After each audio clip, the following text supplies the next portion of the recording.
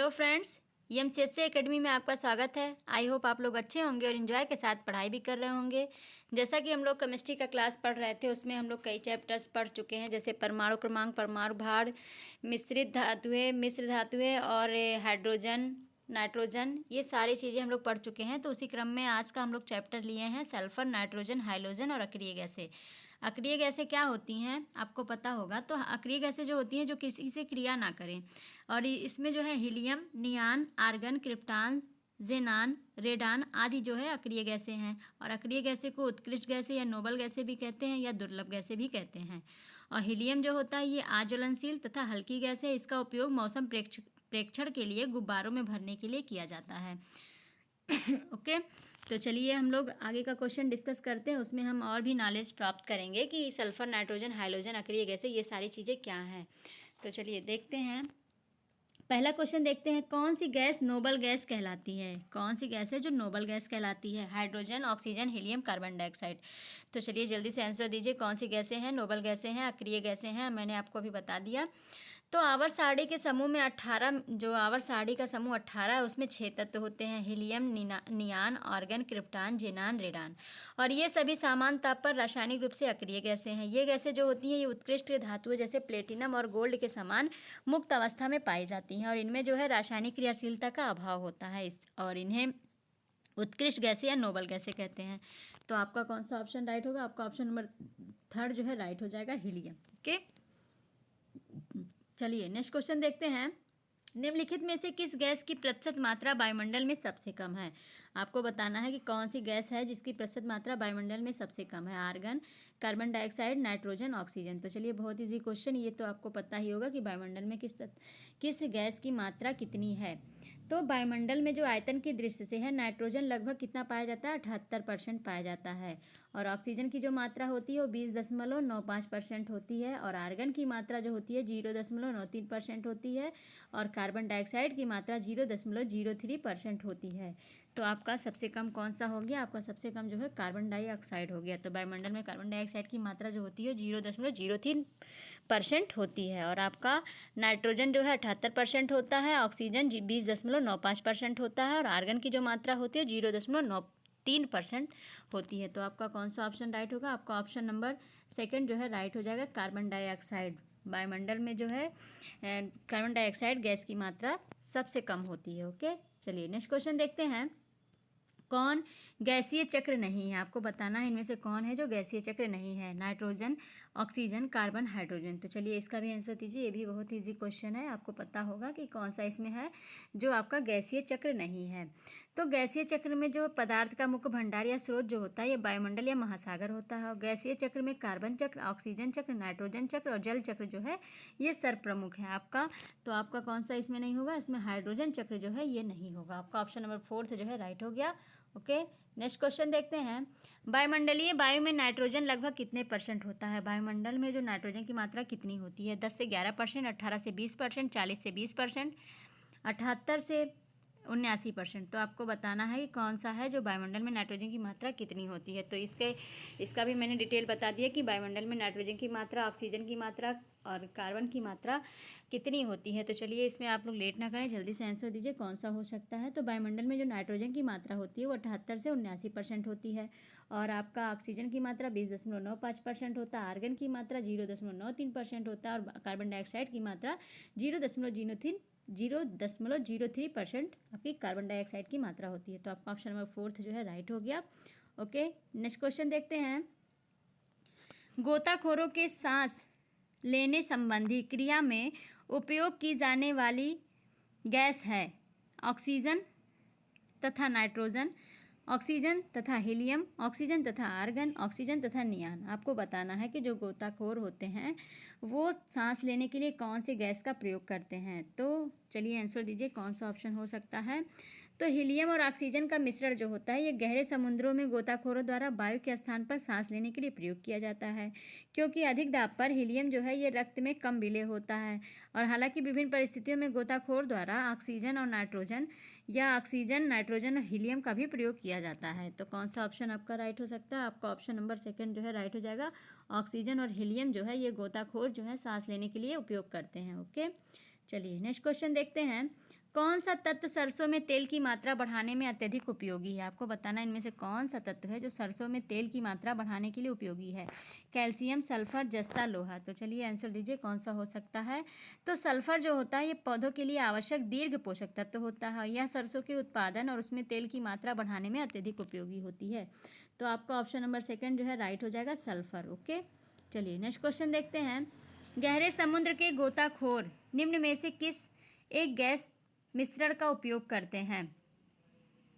तो चलिए आंसर कौन सा हो सकता है। हीलियम ऑक्सीजन मिश्रण, हीलियम नाइट्रोजन मिश्रण, ऑक्सीजन एसिटिलीन मिश्रण, ऑक्सीजन हाइड्रोजन मिश्रण। तो आपको बताना है कि गहरे समुद्र में गोताखोर किस गैस मिश्रण का उपयोग करते हैं। तो इसका भी आंसर मैंने आपको बता दिया। तो चलिए जल्दी से बताइए कौन सा ऑप्शन हो सकता है। तो हीलियम और ऑक्सीजन का जो मिश्रण होता है यह गहरे समुद्रों में गोताखोरों द्वारा वायु के स्थान पर सांस लेने के लिए प्रयोग किया जाता है, क्योंकि अधिक दाब पर जो हीलियम होता है यह रक्त में कम विलेय होता है। और हालांकि विभिन्न परिस्थितियों में गोताखोर द्वारा ऑक्सीजन नाइट्रोजन और हीलियम का उपयोग करते हैं। तो कौन सा ऑप्शन आपका राइट हो सकता है? आपका ऑप्शन नंबर फर्स्ट जो है राइट हो जाएगा, हीलियम और ऑक्सीजन मिश्रण। ओके, चलिए नेक्स्ट क्वेश्चन देखते हैं। सल्फर हेक्साफ्लोराइड का अणु का आकार होता है। सल्फर हेक्साफ्लोराइड जो अणु होते हैं उसका आकार कैसा होता है? त्रिभुजाकार, पिरामिड, अष्टफलकीय, समतलीय, चतुष्फलकीय। तो चलिए इसका आंसर दीजिए। सल्फर हेक्साफ्लोराइड का आकार कैसा होता है? तो सल्फर हेक्साफ्लोराइड जो होता है उसका फार्मूला SF6 होता है, SF6 होता है। और यह रंगहीन, गंधहीन, आज्वलनशील, अकार्बनिक यौगिक होता है। और इस अणु का जो आकार होता है वो अष्टफलकीय होता है, इसमें 8 फलक होते हैं। ओके, तो आपका ऑप्शन नंबर सेकंड जो है राइट हो गया। चलिए नेक्स्ट क्वेश्चन देखते हैं। जल में आसानी से घुलनशील है। आपको बताना है जल में आसानी से कौन सा घुलनशील है? Carbon, nitrogen, ammonia, iodine. तो चलिए आंसर दीजिए कौन सा ऑप्शन आपका हो सकता है जो जल में घुलनशील है। तो जल जो होता है एक ध्रुवीय यौगिक होता है और इसमें जल के जो अणुओं के मध्य एक प्रबल विद्युतीय क्षेत्र होता है जो गैसों के अणुओं में द्विध्रुव आघूर्ण प्रेरित करता है। और ये गैसें जो हैं जिनमें उपस्थित हाइड्रोजन परमाणु जल के अणुओं के साथ मिलकर सरलतापूर्वक हाइड्रोजन बांड का निर्माण कर लेते हैं और वे जल में अधिक घुलनशील होते हैं, जैसे आपके अमोनिया हो गया। तो आपका ऑप्शन नंबर थर्ड जो है राइट हो गया, अमोनिया। ठीक है, चलिए नेक्स्ट क्वेश्चन देखते हैं। निम्नलिखित में से कौन सा हास गैस या लाफिंग गैस के रूप में प्रयुक्त होता है? आपको बताना है इनमें से कौन सी गैस है जो हास गैस या लाफिंग गैस के रूप में प्रयुक्त होता है। Nitrous oxide, nitrogen dioxide, nitrogen trioxide, nitrogen tetroxide. तो चलिए आंसर दीजिए, ये भी आपका इजी क्वेश्चन है, बहुत इंपॉर्टेंट है। तो नाइट्रस ऑक्साइड जो होता है इसको हास गैस भी कहते हैं और इसे सूंघने पर हंसी आती है। और जो डॉक्टर लोग होते हैं इसे निश्चेतक या एनेस्थीसिया के रूप में भी प्रयोग करते हैं या बेहोशी करने में भी इसी का प्रयोग किया जाता है, आपका नाइट्रस ऑक्साइड। इसका फार्मूला N2O होता है। तो आपका ऑप्शन नंबर फर्स्ट जो है राइट हो गया। चलिए नेक्स्ट क्वेश्चन देखते हैं। जल किसी अन्य द्रव की अपेक्षा अधिक पदार्थों को घोल सकता है क्योंकि? पहला ऑप्शन इसकी प्रकृति जो है ध्रुवीय है, यह ऊष्मा का सुचालक है, इसकी विशिष्ट ऊष्मा का मान उच्च होता है, यह हाइड्रोजन का एक ऑक्साइड है। तो आपको बताना है कि जल जो है ये किसी अन्य द्रव की अपेक्षा किसी पदार्थ को बहुत जल्दी से घोल देता है, ऐसा क्यों है? तो अभी मैंने इसके बारे में बताया कि जल जो होता है एक ध्रुवीय यौगिक होता है और जल के अणुओं के मध्य एक प्रबल विद्युतीय क्षेत्र होता है जो गैसों के अणुओं में विद्युत द्विध्रुव आघूर्ण प्रेरित करता है। और ये गैसें जो होती हैं जिनमें उपस्थित हाइड्रोजन परमाणु है जल के अणुओं के साथ सरलतापूर्वक हाइड्रोजन बांड का निर्माण कर लेते हैं और वे जल में अधिक घुलनशील हो जाते हैं। तो आपका ऑप्शन कौन सा राइट हो गया? आपका ऑप्शन नंबर फर्स्ट जो है राइट हो गया। इसकी प्रकृति जो होती है द्विध्रुवीय होती है। ओके, चलिए नेक्स्ट क्वेश्चन देख लेते हैं। निम्नलिखित में से किसी एक को स्ट्रेंजर गैस भी कहते हैं। Argon, नियान, जेनान, nitrous oxide. ये भी आपका IAS में आया हुआ क्वेश्चन है कि इनमें से किस गैस को स्ट्रेंजर गैस भी कहते हैं। तो चलिए आंसर दीजिए क्या हो सकता है। तो हवा में भारी जीनान गैस को स्ट्रेंजर गैस भी कहते हैं और इसका जो परमाणु क्रमांक होता है वो 54 होता है। और ये जेनान की जो खोज है वो विलियम रामसे और मारिस ट्रेवर्स ने 1898 ईस्वी में किया था। और जीनान की मात्रा जो होती है वायुमंडल में सबसे कम होती है। तो आपका ऑप्शन नंबर थर्ड जो है राइट हो गया, जेनान जो है उसको स्ट्रेंजर गैस भी कहते हैं और इसका परमाणु क्रमांक जो होता है 54 होता है। इसकी खोज जो है विलियम रामसे और मारिस ट्रेवर्स ने 1898 ईस्वी में किया था और वायुमंडल में है जो जेनान की मात्रा सबसे कम होती है। ओके, चलिए नेक्स्ट देखते हैं। डॉक्टरों द्वारा एनेस्थीसिया के रूप में प्रयोग की जाने वाली या प्रयोग होने वाली हास्य गैस है nitrogen oxide, nitrogen nitrous oxide, nitrogen dioxide. तो आपको बताना है कि डॉक्टर द्वारा जो एनेस्थीसिया के रूप में प्रयोग होने वाली कौन सी हास्य गैस है। तो मैंने इसका भी डिटेल आपको बता दिया कि डॉक्टर जो है एनेस्थीसिया या बेहोशी या निश्चेतक का प्रयोग कहाँ करते हैं, किस गैस के रूप में। तो इसका कौन सा ऑप्शन राइट होगा, जल्दी से बताइए। तो नाइट्रस ऑक्साइड जो होता है इसे हास्य गैस कहते हैं और इसे सूंघने पर हंसी आती है, और डॉक्टर लोग जो है इसका जो है निश्चेतक के रूप में प्रयोग करते हैं, बेहोशी के रूप में या एनेस्थीसिया के रूप में प्रयोग करते हैं। तो आपका ऑप्शन कौन सा राइट होगा, आपका ऑप्शन नंबर 3 जो है राइट हो गया, नाइट्रस ऑक्साइड। ओके, चलिए नेक्स्ट क्वेश्चन देखते हैं। निम्नलिखित में से कौन सा सही नहीं है, आपको बताना इनमें से कौन सा है जो सही नहीं है, कोई एक गलत है इसमें से। तो बोर्डो mixture copper sulphate calcium hydroxide का जल में मिश्रण है और इसे फफूंदनाशी के रूप में प्रयोग में लाते हैं। सेकंड है बोरिक अम्ल औषधि उद्योग तथा खाद्य परिरक्षक के रूप में प्रयुक्त होता है। तीसरा है शुष्क बर्फ ठोस कार्बन डाइऑक्साइड होता है। फोर्थ है हंसाने वाली गैस नाइट्रिक ऑक्साइड है। तो चलिए जल्दी से आंसर दीजिए क्या हो सकता है।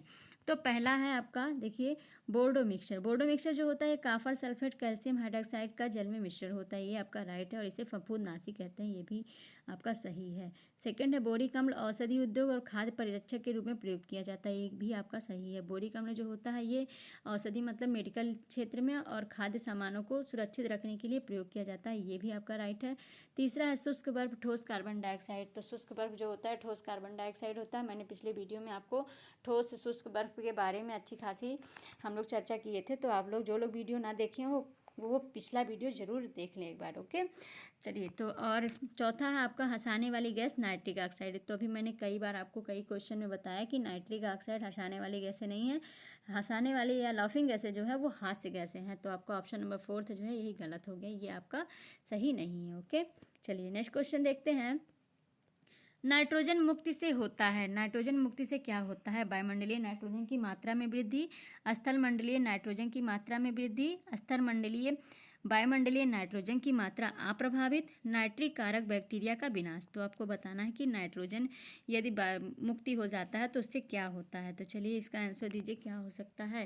तो नाइट्रोजन चक्र जो होती है एक ऐसी प्रक्रिया है जिसमें नाइट्रोजन का उसके भिन्न भिन्न रासायनिक रूपों में रूपांतरण होता रहता है, और नाइट्रोजन चक्र के अंतर्गत जो आने वाली प्रमुख प्रक्रियाओं में स्थिरीकरण, खनिजीकरण, नाइट्रीकरण और नाइट्रोजन मुक्ति प्रमुख है। नाइट्रोजन मुक्ति एक ऐसा अवायवीय प्रक्रिया है जो कि नाइट्रिक कारक जीवाणु जो होते हैं इसके द्वारा संपन्न की जाती है, और इस प्रक्रिया के द्वारा नाइट्रेट तथा नाइट्राइड आयन का नाइट्रोजन में रूपांतरण होता है। नाइट्रोजन मुक्ति से स्थल मंडलीय और वायुमंडलीय नाइट्रोजन की मात्रा अप्रभावित रहती है, उस पर कोई प्रभाव नहीं पड़ता है। तो आपका ऑप्शन नंबर 3 जो है राइट हो गया, नाइट्रोजन मुक्ति से स्थल मंडलीय और वायुमंडलीय नाइट्रोजन की मात्रा अप्रभावित रहती है। ओके, चलिए नेक्स्ट क्वेश्चन देखते हैं। वायुयान के टायरों में भरने में निम्न गैस का प्रयोग किया जाता है, हाइड्रोजन, नाइट्रोजन, हीलियम, नियान। आपको बताना है जो वायुयान है उसके टायर में कौन सी गैसें भरी जाती हैं। तो वायुयान के टायरों में भरने वाली जो गैसें होती हैं नाइट्रोजन गैस का प्रयोग किया जाता है। वायुयान के टायरों का जो दबाव और तापमान बहुत उच्च होता है, जिससे वायुयान के उतरते समय या रुकते समय टायरों में विस्फोट होने की संभावना अधिक होती है, और नाइट्रोजन गैस का दबाव कम होने के कारण टायरों में विस्फोट की संभावना कम कर देती है। तो आपका ऑप्शन नंबर कौन सा राइट होगा, आपका ऑप्शन नंबर 2 जो है राइट हो गया, नाइट्रोजन। ओके, चलिए नेक्स्ट क्वेश्चन देखते हैं।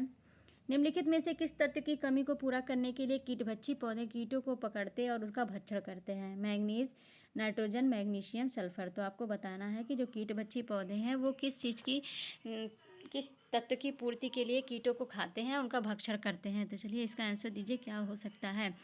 तो नाइट्रोजन जो होता है, नाइट्रोजन पौधों की वृद्धि के लिए आवश्यक तत्व होता है, और कीटभक्षी पौधे प्राय ऐसे स्थान पर पाए जाते हैं जहां भूमि में नाइट्रोजन की कमी होती है, इसीलिए ये कीटों को मारकर उनके शरीर में नाइट्रोजन प्राप्त करते हैं। और कीटभक्षी पौधों की लगभग 440 प्रजातियां जो है जातियों का पता लगाया जा चुका है, और ये पौधे जो हैं वो भारत में दार्जिलिंग, नैनीताल, कश्मीर में पाए जाते हैं। तो आपका ऑप्शन कौन सा राइट होगा, आपका ऑप्शन नंबर 2 राइट हो जाएगा। नाइट्रोजन की कमी को पूरा करने के लिए कीटभक्षी पौधे कीटों को अपना आहार बनाते हैं, भक्षण करते हैं, और ये आपके भारत के दार्जिलिंग, नैनीताल, कश्मीर में पाए जाते हैं। तो आपका ऑप्शन नंबर 2 राइट हो गया। नेक्स्ट क्वेश्चन देखते हैं। कीटभक्षी पौधे जिस मृदा में उगते हैं उसमें किस कमी होती है। मैग्नीशियम की, कैल्शियम की, नाइट्रोजन की, जल की। आपको बताना जो कीटबच्ची पौधे हैं किस मृदा में उगते हैं, वहाँ किस चीज़ की कमी होती है। तो अभी मैंने इसके बारे में भी चर्चा की और आपको इसके बारे में भी आंसर पता चल गया होगा। तो चलिए आंसर दीजिए, कौन सा ऑप्शन हो सकता है। तो कीटबच्ची पौधे जो होते हैं प्रायः ऐसी भूमि में उगते हैं जहाँ नाइट्रोजन का अभाव होता है, और ये पौधे अपनी नाइट्रोजन की आवश्यकता पृथ्वी से नाइट्रोजन युक्त पदार्थों को अवशोषित करके पूरा नहीं कर पाते हैं। और ये पौधे जो हैं अपनी नाइट्रोजन की आवश्यकता कीटों को पकड़कर या उनका पाचन करके ही पूरा करते हैं, और इस कार्य के लिए इनमें विशेष पोषण विधियाँ विकसित होती हैं। इसके कीटबच्ची पौधे जो हैं नेपंथीस है, डायोनिया है, ड्रोसेरा है, यूट्रिक्लोरिया है आदि इस तरह के पौधे जो हैं ये कीटबच्ची पौधे हैं। तो आपका ऑप्शन कौन सा राइट हो गया? आपका ऑप्शन नंबर 3 जो है राइट हो गया, नाइट्रोजन। ओके, चलिए नेक्स्ट क्वेश्चन देखते हैं। निम्नलिखित में से कौन सा जैविक नाइट्रोजन निर्धारण से संबंधित है? लाल शैवाल, भूरा शैवाल, हरा शैवाल, नीला हरा शैवाल। आपको बताना इनमें से कौन सा जैविक है जो नाइट्रोजन निर्धारण से संबंधित है। तो नील हरी शैवाल जो होता है जलीय पौधों का ऐसा समूह होता है जिसमें साइनोबैक्टीरिया भी कहते हैं, और यह एक कोशिकीय जीवाणु है। इस जीवाणु को धान की फसल के लिए वायुमंडलीय नाइट्रोजन को भूमि में संस्थापित कराने के उद्देश्य से उपयोग में लाया जाता है। और नीलहरी शैवाल जो है प्रकाश संश्लेषण से ऊर्जा ग्रहण करके वायुमंडलीय नाइट्रोजन का भूमि में स्थिरीकरण करता है। तो आपका कौन सा ऑप्शन राइट हो गया? आपका ऑप्शन नंबर 4 जो है राइट हो गया, नीला हरा शैवाल। ओके, चलिए नेक्स्ट क्वेश्चन, आज का लास्ट क्वेश्चन। समानता गुब्बारे में कौन सी गैस भरी जाती है? Hydrogen, oxygen, carbon dioxide, helium. आपको बताना है कि समानता जो गुब्बारा होता है उसमें कौन सी गैस भरी जाती है? Hydrogen, oxygen, carbon dioxide, helium. तो चलिए जल्दी से आंसर दीजिए, कौन सा ऑप्शन हो सकता है। तो आपका ऑप्शन नंबर 4 जो है राइट हो जाएगा। समानता जो गुब्बारे होते हैं उसमें हीलियम गैस भरी जाती है। ओके, तो इस प्रकार फ्रेंड आज का सेशन आप लोग को अच्छा लगा होगा और आप लोगों को कुछ नई जानकारी मिली होगी और कुछ आप लोग पुराना रिवीजन हो गया होगा। तो आप लोग वीडियो को रेगुलर देखा करें और बार बार पढ़ा करें, आप लोग रिवीजन किया करें, और एक दिन आप लोगों को केमिस्ट्री में भी अच्छी खासी नॉलेज हो जाएगी, जिससे आप लोग आने वाले एग्जाम्स में कोई भी क्वेश्चन होगा तो आसानी से सॉल्व कर लेंगे। तो आज के लिए बस इतना ही, हम मिलते हैं नेक्स्ट वीडियो में। तब तक के लिए thank you so much all friends.